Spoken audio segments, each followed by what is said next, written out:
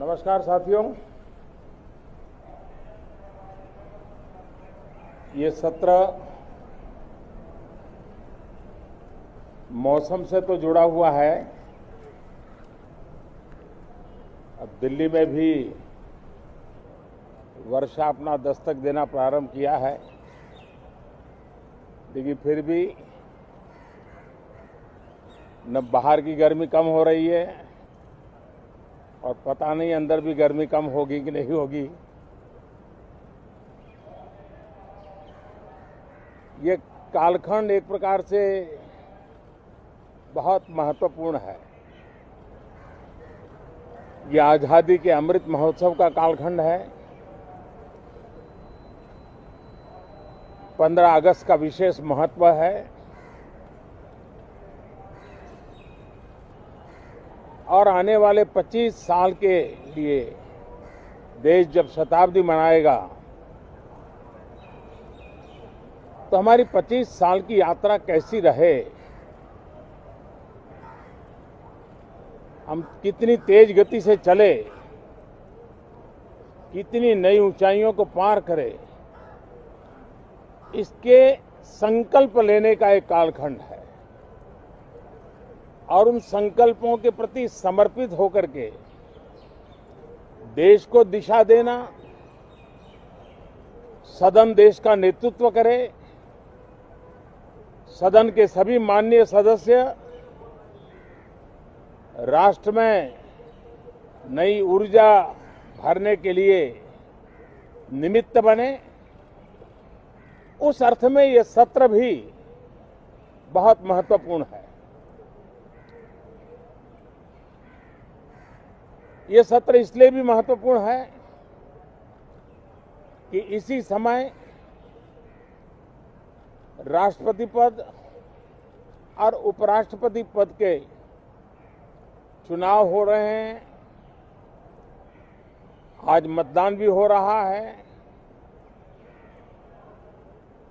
और इसी कालखंड में देश को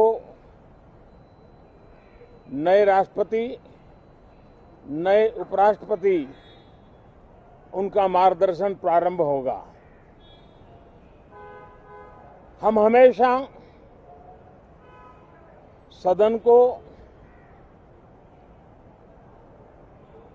संवाद का एक सक्षम माध्यम मानते हैं, तीर्थ क्षेत्र मानते हैं, जहां खुले मन से संवाद हो, जरूरत पड़े तो वाद विवाद हो, आलोचना भी हो, बहुत उत्तम प्रकार का एनालिसिस करके चीजों का बारीकियों से विश्लेषण हो, ताकि नीति और निर्णयों में बहुत ही सकारात्मक योगदान हो सके। मैं सभी आदरणीय सांसदों से यही आग्रह करूंगा कि गहन चिंतन, गहन चर्चा, उत्तम चर्चा और सदन को हम जितना ज्यादा प्रोडक्टिव बना सके,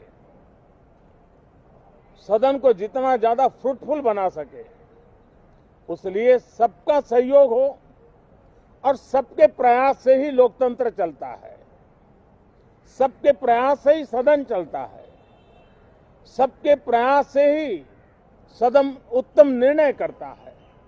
और इसलिए सदन की गरिमा बढ़ाने के लिए भी हम सब अपने कर्तव्यों का निर्वाह करते हुए इस सत्र का राष्ट्रहित में सर्वाधिक उपयोग करें और हर पल याद रखें कि आजादी के लिए जिन्होंने अपनी जवानी खपा दी, अपना जीवन खपा दिया, जिंदगी जेलों में काटी, कुछ ने शहादत स्वीकार की, उनके सपनों को ध्यान में रखते हुए और जब 15 अगस्त सामने है तब सदन का सर्वाधिक सकारात्मक उपयोग हो, यही मेरी सबसे प्रार्थना है। आप सबका भी बहुत बहुत धन्यवाद।